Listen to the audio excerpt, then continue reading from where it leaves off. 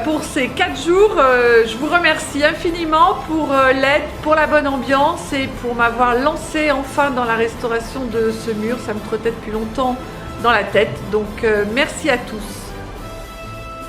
Alors je m'appelle Thierry Baru, je suis enseignant de métier à la retraite depuis septembre 2009.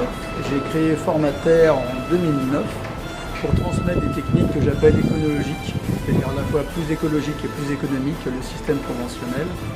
Le chantier de la Jamaïère, donc un gros chantier puisqu'on a un mur mitoyen de 300 mètres, un mur de clôture de 300 mètres de long à peu près, et qu'on a restauré en essayant de prendre en compte toutes les étapes d'un mur en pisé, du soubassement, la partie qui se trouve entre le sol et la partie terre. Donc ça, c'était organisé sous forme d'atelier.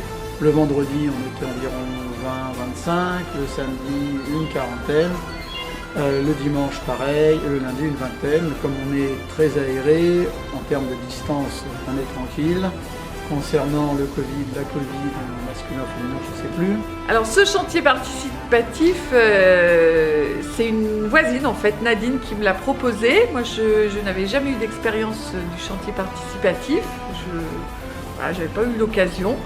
Et donc c'est elle qui m'a proposé, parce que face à ce mur de 300 mètres, je me sentais démunie, je ne savais pas par où commencer. Donc Nadine a fait les recherches, elle a trouvé un formateur, et ensuite on a trouvé du monde pour nous aider.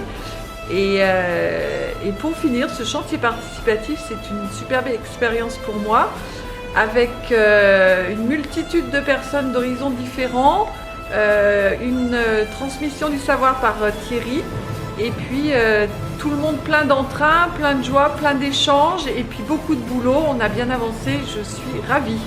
Le ressenti de ce chantier, c'est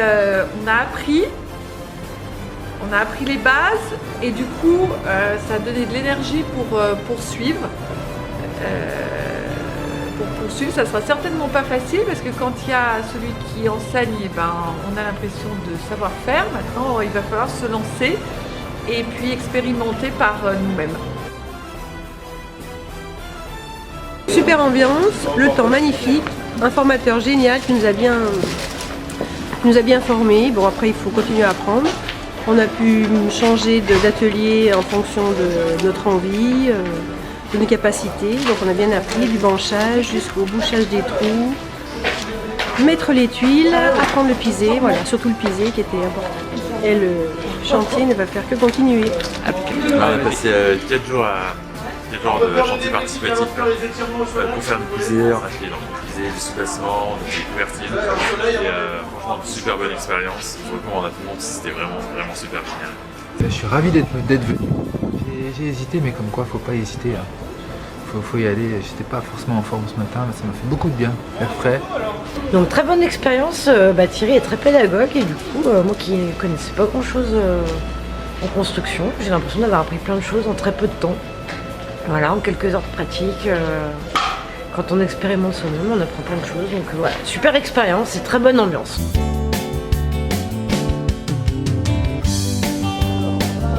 Nous avons fait des tests pour déterminer la quantité de sable qu'il faut ajouter à notre terre pour éviter de la fissure. Parce que la terre est constituée de gravier, de sable, de silt et de plaquettes d'argile qui sont constituent le liant de la terre. Les plaquettes d'argile sont des rectangles très fins qui mesurent 2 microns et qui, en présence d'eau, par des phénomènes de capillarité, vont coller tous les autres agrégats, donc les sables dont je parlais.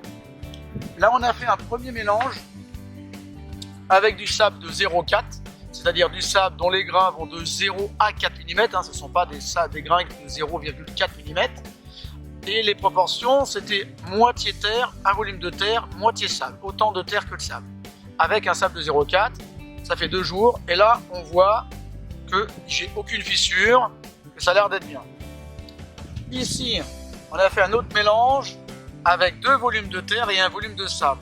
Étant donné qu'il y a trop de plaquettes d'argile, mais au début, je ne le savais pas, quand on l'a posé, il y avait 0 fissure. Après 24 heures, on voit bien qu'il y a des fissures, voire du petit faïençage, donc des fissures plus petites, qui sont quand même conséquentes. On ne peut pas utiliser ça comme enduit, c'est pas possible. Donc ça veut dire qu'il y a trop d'argile pour avoir 2 volumes de terre pour 1 volume de sable. Ici, avec le petit cœur, on a 1 volume de terre pour 2 volumes de sable, c'est un 2, avec toujours du sable en 0,4. On n'a pas de fissure, mais par contre, j'ai moins de colle, moins de particules d'argile, moins de liant que le volume de 1 terre pour un sable qu'on vient de voir juste avant l'échantillon qui comprend les fissures. Donc ça va, sauf que si j'attends, forcément le sable il tient moins bien puisque j'ai moins de liant. Donc l'objectif c'est de déterminer l'échantillon qui comprend le plus d'argile, donc le plus de terre, sans avoir de fissure. Pour l'instant l'échantillon gagnant c'est 1 terre, 1 sable. On a pris un sable plus fin, un 0,2, on voit bien que là on est beaucoup plus fin, même si on n'a pas bien fini notre échantillon. Donc on est en sable 0,2, donc des grains qui vont de 0 à 2, mais avec un terre et un sable, et on voit bien que cet échantillon, pareil, j'ai 0 fissure. Donc avec cette terre-là qu'on a prise sur le terrain, si on fait des enduits avec un terre, un sable, c'est bon. Par contre en extérieur, je stabiliserai ce mortier, ce mélange, avec de la chaux et du sable. En intérieur, je ne mettrai pas de chaux bien sûr, uniquement un terre, un sable, et on peut faire les enduits intérieurs de toute la maison.